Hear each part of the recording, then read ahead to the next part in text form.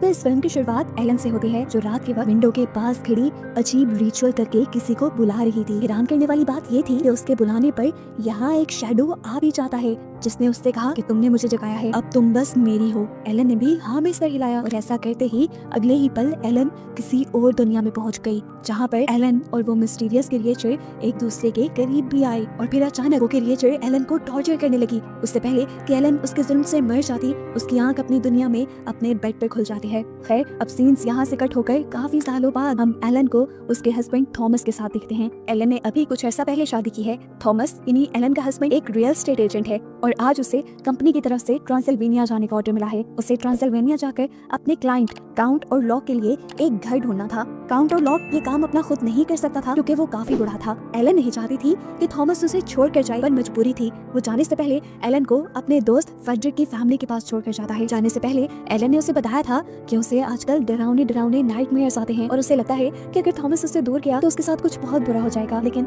Thomas ने यहाँ उसे समझाया कि ये सब उसके दिमाग का वहम है। एलन ने थॉमस को अपने बॉलो वाला एक लॉकेट भी दिया, जो उसे हमेशा जल्दी वापस आने की याद दिलाएगा। सीन कट होकर अब हमें एक मिस्टीरियस आदमी को दिखाया जाता है, जो अपने गेट एक पेंटाग्राम बनाकर बहुत सारी लाइट्स जलाकर कुछ रिचुअल कर रहा है। ये कौन है और ऐसा क्यों कर रहा है, ये आगे जाकर पता चलेगा। फिर अब दिखाया जाता है कि थॉमस ट्रांसिल्वेनिया के करीब पहुंच गया था। वहाँ के लोकल लोगों से जब उसने ट्रांसिल्वेनिया में काउंट और लॉक के कैसल का रास्ता पूछा, तो सभी उसकी इस बात को सुनकर घबरा गए और सबने उसे मशवरा दिया कि तुम काउंट और लॉक के पास मत जाना। यहाँ पर तो काउंट और लॉक का नाम लेना भी बहुत बुरा माना जाता है। रात में थॉमस इन्हीं लोगों के पास स्टे करता है। आधी रात को उसकी आंख अजीब शोर से खुलती है। बाहर जाकर उसने देखा कि बहुत सारे लोग एक लड़की को घोड़े पे बिठाकर कहीं ले जा रहे थे। उस लड़की ने कुछ भी पहना नहीं हुआ था। फिर वो लड़की उतरी और एक कब्र खोलते हुए उसने एक आदमी के दिल में खंजर स्टैब कर दिया। उसके मुंह से खून निकला और यहीं पर थॉमस की भी आंख खुल गई और ऐसे हमें पता चला ये सब उसका ख्वाब था। अब उसकी आंख खुली चुकी थी तो उसने अपना सफर दोबारा कंटिन्यू करना शुरू कर दिया। लेकिन बाहर जाकर वो क्या देखता है, या पूरा गाँव खाली है। ये बात अजीब थी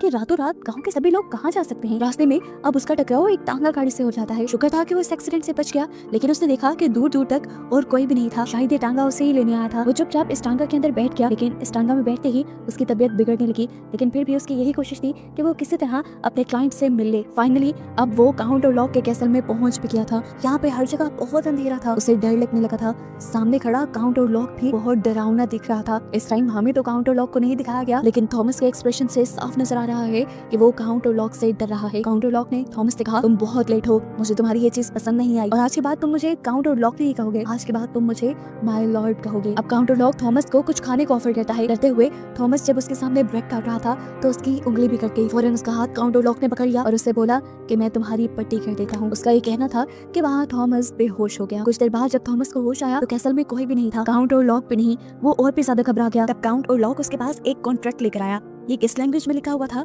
थॉमस को समझ नहीं आई। काउंट और लॉक ने उसे बताया कि ये हमारी ट्रेडिशनल लैंग्वेज है और इस कॉन्ट्रैक्ट में बस ये लिखा है कि मैं तुम्हारी कंपनी के जरिए एक घर खरीद रहा हूँ, तुम इस पर साइन कर दो बस। थॉमस को अच्छी वाइब नहीं आई थी, लेकिन उसकी जॉब की रिक्वायरमेंट थी तो उसने साइन कर दिया। इस कॉन्ट्रैक्ट पे थॉमस को सिर्फ अपना नाम और नॉसफेरातो का नाम समझ आया था। नॉसफेरातो काउंट और लॉक का ही दूसरा नाम था और कॉन्ट्रैक्ट पर नॉसफेरातो क्यों लिखा हुआ था ये हमें आगे पता चलेगा। कॉन्ट्रैक्ट को साइन करने के बाद नॉसफेरातो ने इन्हीं काउंट और लॉक ने थॉमस से थॉमस का लॉकेट मांगा, जिसके अंदर एलन के बाल थे। थॉमस को लगा शायद वो देख कर दे देगा, लेकिन काउंट और लॉक ने उसे लॉकेट वापस नहीं किया। कुछ देर गुजर गई।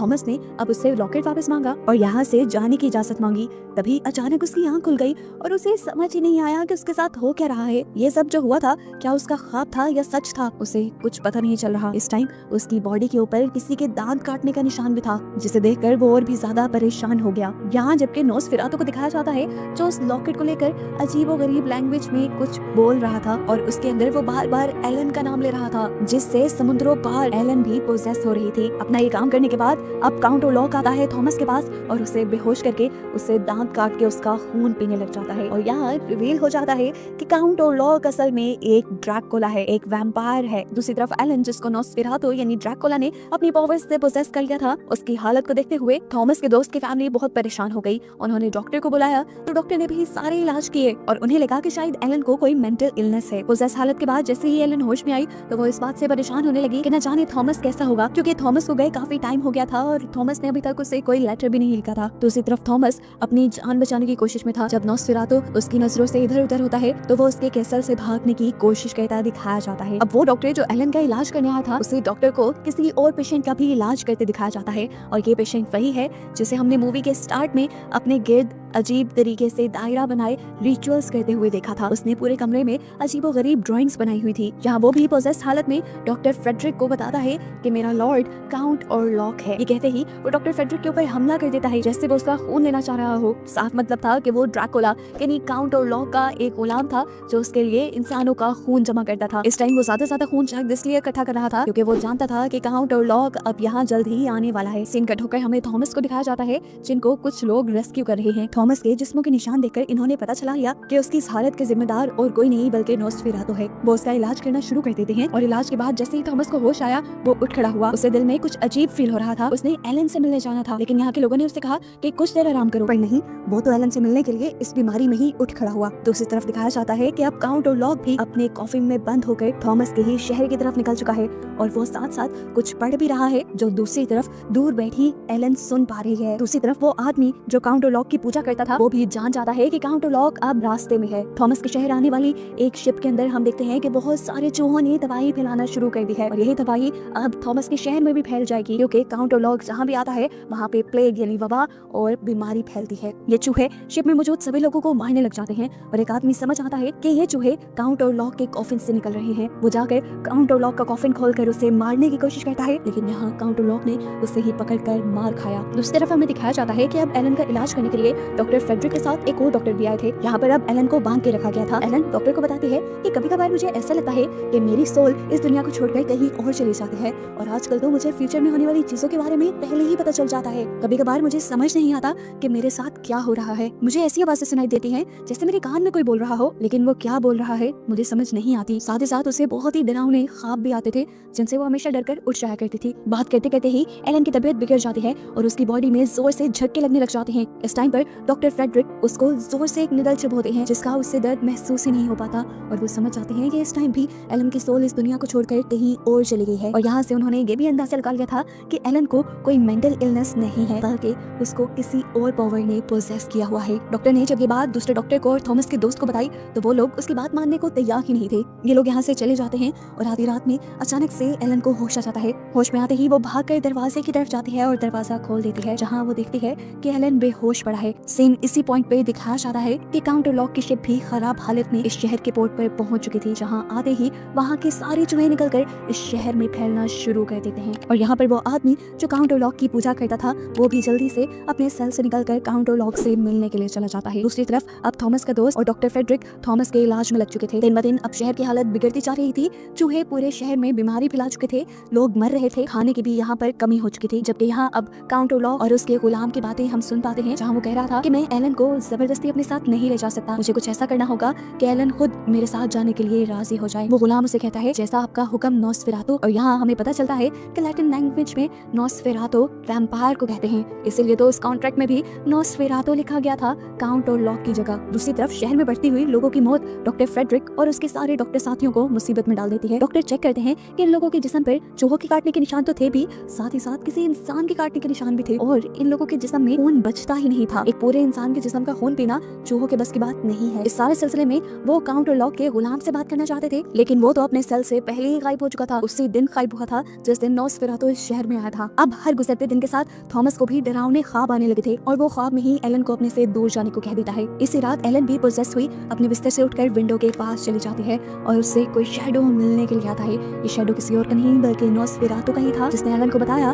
कि थॉमस ने एलन को नॉस्फेरातु को बेच दिया है और उसने कॉन्ट्रैक्ट पे साइन भी किया था। एलन ये बात मानने को तैयार नहीं थी और सच में थॉमस ने उसे किसी को बेचा भी नहीं था। नॉस्फेरातु ने धोखे से जिस कॉन्ट्रैक्ट पे साइन करवाया था वो असल में एलन को उसके हवाले करने का ही कॉन्ट्रैक्ट था। वो अब एलन से कहता है कि तुम्हारे पास सिर्फ 3 दिन है और एक ही चॉइस है, या तुम मेरे पास आ जाओ या फिर तुम अपने अपनों को यानी थॉमस और अपनी फैमिली को खो दो। जहाँ पर नॉस्फेरातु एक बहुत अच्छी बात भी कहता है एलन से। वो कहता है तुम भी जानती हो कि तुम एक पूरी इंसान नहीं हो और इंसानों के साथ तुम जिंदगी गुजार नहीं सकती, इसीलिए शराफत से तुम मेरे पास आ जाओ, तुम्हारी भी जिंदगी आसान हो जाएगी। जवाब में एलन उससे कहती है कि अब मैं थॉमस से ही प्यार करती हूँ और थॉमस के अलावा इस टाइम मेरी लाइफ में और कोई नहीं आ सकता। इन सारी बातों के बाद एकदम से एलन की आंख खुल जाती है और हम देखते हैं कि ये सब एलन के ख्वाब में हो रहा था। उसके पास जो थॉमस के फ्रेंड की वाइफ लेटी हुई थी, उसके पूरे जिस्म को चूहों ने काट लिया था और ये बहुत ही ज्यादा क्रीपी था। सुबह होने पर फ्रेडरिक अपनी वाइफ की मौत पे बहुत ज्यादा दुखी था। वो यहाँ एलन से शेयर भी करता है कि उसके जिस्म पे किसी इंसान के काटने के निशान है। एलन समझ गई थी कि ये नोस्फेरातु का काम है, लेकिन वो फ्रेडरिक को ये नहीं कह पाती क्योंकि फ्रेडरिक को इन सारी चीजों पे बिलीव नहीं था। यहाँ एलन थॉमस के दोस्त से पूछती है,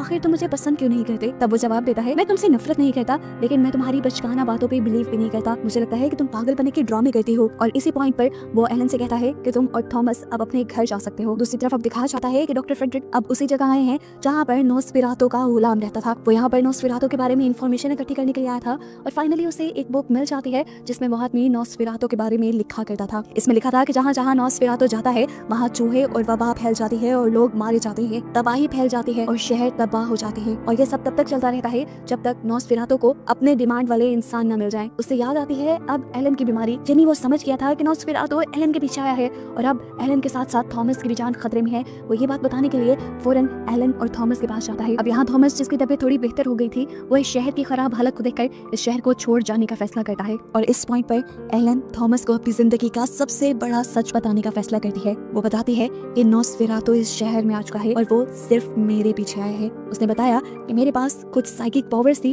जिसकी वजह से मैं इंसानों के अलावा दूसरी एंटिटीज से कनेक्ट कर पाती थी, उनसे बात कर सकती थी और इसी पावर का इस्तेमाल करते हुए मैंने नोस्फेरातु को बुलाया। ये वही सीन है जो मूवी के स्टार्ट में हम देख चुके हैं। वो बताती है कि शादी से पहले मैंने नोस्फेरातु से एक कॉन्ट्रैक्ट किया था जिसमें मैंने अपने आप को उसे सौंप दिया था, लेकिन फिर मुझे तुम मिले, मुझे तुमसे प्यार हो गया और मैंने तुमसे शादी कर ली और इस सब में मैं अपना वादा नोस्फेरातु से भूल गई और नोस्फेरातु अब मेरे से अपना वादा पूरा करवाने ही आया है। ये सब बताते ही एलन की तबीयत बिगड़ जाती है, उसकी बॉडी में झटके लगने लग जाते हैं, आंखें उसकी ऊपर की तरफ मुड़ जाती हैं। समझ लें कि वो पूरी तरह पोजेस हो गई थी और उसकी ऐसी हालत को देखने के बावजूद भी थॉमस उसकी केयर करना बंद नहीं करता। यानी उसे एलन के पास से कोई मतलब नहीं था, वो आज में जी रहा था और उसे आज एलन से प्यार था। वो एलन को जोर से गले लगा लेता है और उससे वादा करता है कि वो एलन को कभी नहीं छोड़ेगा और यहाँ ये दोनों काफी देर तक एक साथ रहते हैं। दूसरी तरफ डॉक्टर फ्रेडरिक, जो नोस्फेरातु को खत्म करने की रिसर्च कर रहे थे, उन्हें पता चलता है कि नोस्फेरातु को खत्म करने का कोई और रास्ता है ही नहीं सिवाय एलन के। यानी एलन के अलावा नोस्फेरातु को कोई भी नहीं मार सकता। अगले दिन खबर मिलती है कि थॉमस के दोस्त की वाइफ के साथ उसके बच्चे भी अब मारे गए थे, वो भी उसी वबा से। उनके फ्यूनरल पर थॉमस और एलन दोनों आए, जहाँ पर डॉक्टर फ्रेडरिक ने थॉमस से बोला कि अब वक्त आ गया है नोस्फेरातु को खत्म करने का। वो प्लान करते हैं कि वो दिन के बाद नोस्फेरातु का कॉफिन खोलकर उसके दिल में स्टैब करके उसे खत्म कर देंगे, जिसके बाद अब वो एलन से भी मिलते हैं। वो जानते हैं कि नोस्फेरातु को मारने में एलन का बहुत बड़ा किरदार है। उन्होंने यहाँ एलन से कहा कि तुम्हें अपना अधूरा काम पूरा करना है और मैं इस दौरान थॉमस को अपने साथ इन्वॉल्व करके रखूंगा। यानी डॉक्टर फ्रेडरिक का प्लान वो नहीं था जो वो थॉमस के साथ डिस्कस कर रहे थे। यहाँ पे सीन कुछ और ही चल रहा था। अगले दिन दिखाया जाता है कि थॉमस, डॉक्टर फ्रेडरिक और दूसरे डॉक्टर नोस्फेरातु के कॉफिन को ढूंढने के लिए निकल पड़े हैं, जहाँ उन्हें यह भी पता चलता है कि थॉमस के दोस्त ने सुसाइड कर ली थी दुख में। इस खबर ने थॉमस को बुरी तरह तोड़ दिया, लेकिन उन्हें यहाँ से मूव ऑन करना पड़ता है क्योंकि उन्हें मिशन पूरा करना था। जबकि घर पे दिखाया जाता है कि थॉमस के जाने के बाद एलन किसी दुल्हन की तरह सज जाती है। फाइनली थॉमस और उसके साथियों को भी नोस्फेरातु का कॉफिन मिल जाता है। ये लोग उस कॉफिन के अंदर स्टैब करके अपनी तरफ से नोस्फेरातु को मार देते हैं, लेकिन कॉफिन खोलकर पता चलता है कि उसके अंदर तो नोस्फेरातु था ही नहीं, बल्कि यहाँ नोस्फेरातु का गुलाम था। और हम जानते हैं कि नोस्फेरातु इस टाइम किसके बुलाने पे और कहाँ गया है। वो असल में एलन के बुलाने पर एलन के पास गया था। नोस्फेरातु के एलन के पास आते ही एलन नोस्फेरातु से कहती है कि मैं अब अपना अधूरा वादा पूरा करना चाहती हूँ, मैं अब तुम्हारी हूँ। ये कहते ही नोस्फेरातु उसे गले लगा लेता है और उसकी चेस्ट पे स्टैब करके उसका खून पीना शुरू कर देता है। नोस्फेरातु एलन का खून पीते पीते खो जाता है और इसी टाइम पर सुबह हो जाती है। सुबह का सूरज निकल जाता है और नोस्फेरातु को इस चीज का एहसास भी नहीं होता। एलन खिड़की के पास ही नोस्फेरातु को लेकर खड़ी रहती है। सूरज की रोशनी जैसे ही नोस्फेरातु पे पड़ती है, नोस्फेरातु जलने लग जाता है और धीरे धीरे वो यहाँ पर मर भी जाता है। उसके मरते ही अब एलन आजाद हो गई थी। वो जैसे ही जाकर बेड पे लेटी तो खुद भी मर गई, क्योंकि उसके अंदर का सारा खून तो नोस्फेरातु पी चुका था। जैसे ही थॉमस घर आता है तो उसे नोस्फेरातु के साथ साथ एलन की भी लाश बेड पे मिलती है और ये देखकर थॉमस पूरी तरह टूट जाता है। दिखाया गया था कि जैसे ही नोस्फेरातु मरा था, उसके मरते ही इस शहर से वबा का सारा सीन खत्म हो चुका था। चूहे भी इस शहर से जादुई तौर पे गायब हो गए थे और बस यही दिखाते हुए ये मूवी यहाँ पर खत्म हो जाती है। मूवी पसंद आई तो लाइक करे, कमेंट करे, चैनल को सब्सक्राइब करना ना भूले।